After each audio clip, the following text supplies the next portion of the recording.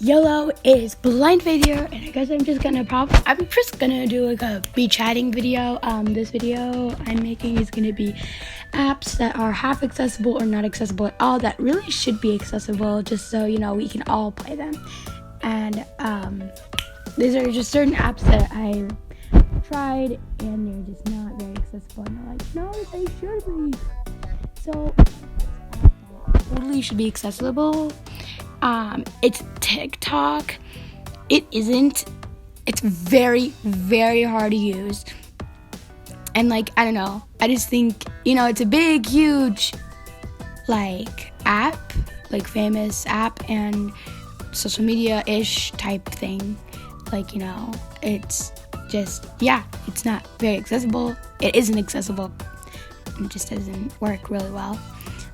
For blind and low vision users, and I kind of think it should. Anyways, my second app that I think should be accessible are all those virtual pet games. My Boo, Poo, I'm sure there are many more. All the Talking Tom, Angela stuff. That'd be pretty nice if they were accessible. Some of them are. Talking Tom, one of them are Talking Angela games, I don't remember which one, and the Talking Ginger games are half accessible, so they're easier to use, but My Boo and all of them are not accessible, and a lot of virtual pet games aren't accessible, so I think they probably should be, because those would be pretty fun. Third app I kind of wish was a little more accessible. It is accessible, it's usable, it's just very hard to use, is Smule. I have it, and I think it should be a little more accessible, but I get by and I use it. I would tell you what my Smule name is, but I'm not a VIP, so I just have a bunch of numbers for a name, and I don't remember them.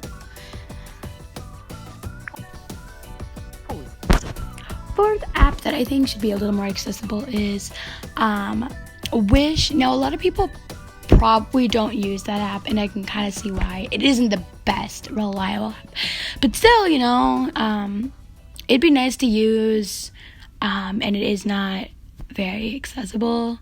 So, yeah, another app that I totally think should be. I've totally lost count now, but another app, because I'm not even going to count because I don't even know where I am, probably 6.